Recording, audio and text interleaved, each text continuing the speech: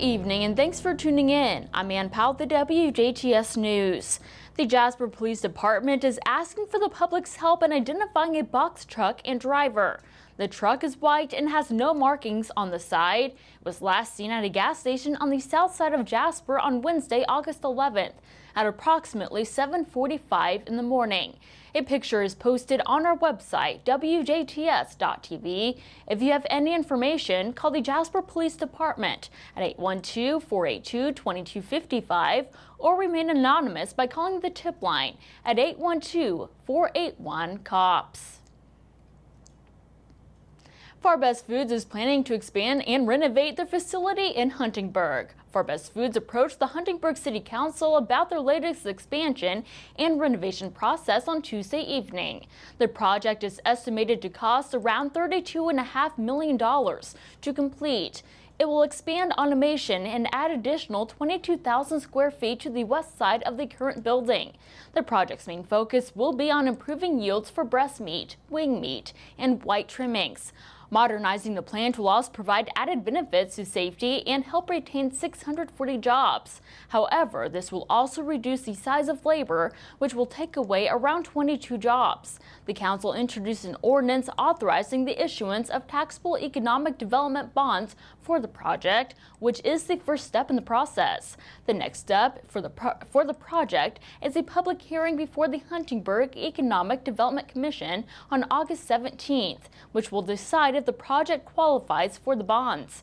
If approved, the City Council will then have to pass a final approval of the bonds. The bonds themselves will be financially backed by funds from the 400 West TIF District.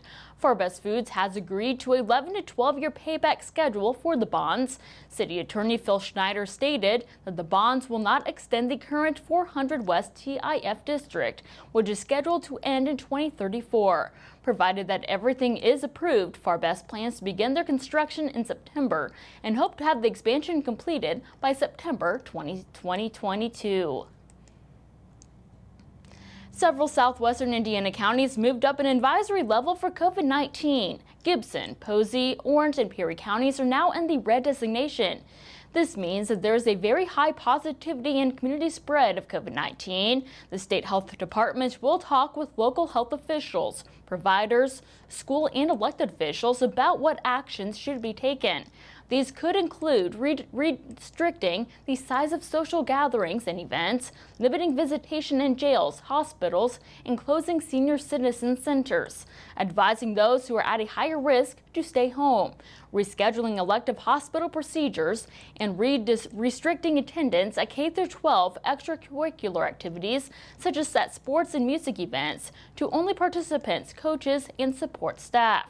Knox, Pike, Du Bois, Vandenberg, Warwick, Spencer, and Lawrence counties are now in the orange metric. This means that there is a medium to high spread of COVID-19. The state health commissioner will work with local health and elected officials to consider additional actions. These could include restricting the size of social gatherings in common areas and workplaces, additional local monitoring of social distancing requirements at all events and venues, placing attendance restrictions on grades K through 12, extracurricular activities, and sporting events. Participants should only meet if they are able to practice social distancing and wear face coverings. Davies, Martin, and Crawford counties are all in the yellow advisory level. This means that there is a moderate community spread of COVID-19. Local officials should be aware of the increased community spread and consider taking additional actions, such as holding meetings with county, health, elected, and school officials on a regular basis. Consider restricting the size of social gatherings and workplaces.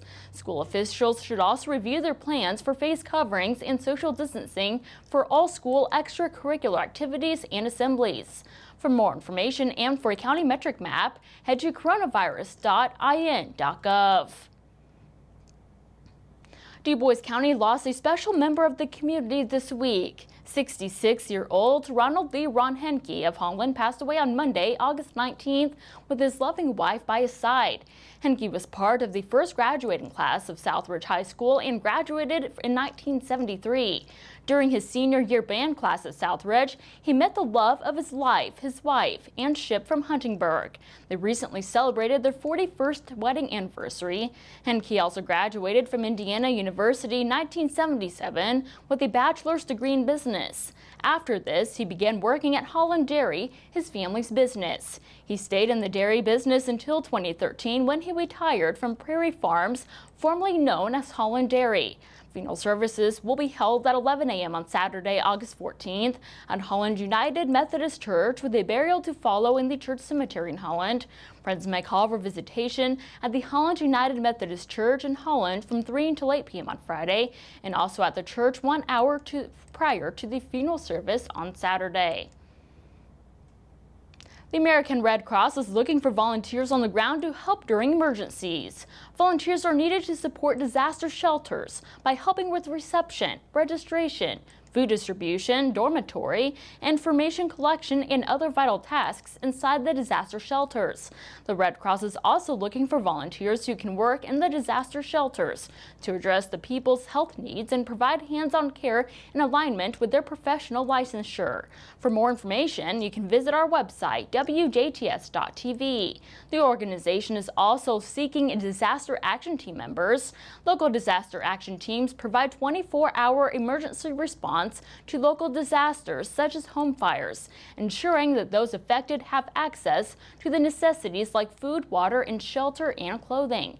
If you are interested in making a difference or interested in helping your community should a disaster occur at a home or across the country, contact the offices at 1-888-684-1441 or head to redcross.org/Indiana. Blood donors are also needed to combat the national blood shortage. Eligible donors can make an appointment by going to redcrossblood.org, visiting the Red Cross Blood Donor app, by calling 1-800-RED-CROSS, or by enabling the blood donor skill on any Alexa Echo device. And as a thank you, those who donate throughout the month of August will also get a free 4-month special offer to Apple Music by email for new subscribers only. Details are available at redcrossblood.org/feel-the-beat. A list of upcoming blood donations in the area is also posted on our website, WJTS.tv. And stay tuned, weekly forecasts and sports with Kirk Guxel are still to come on the WJTS News.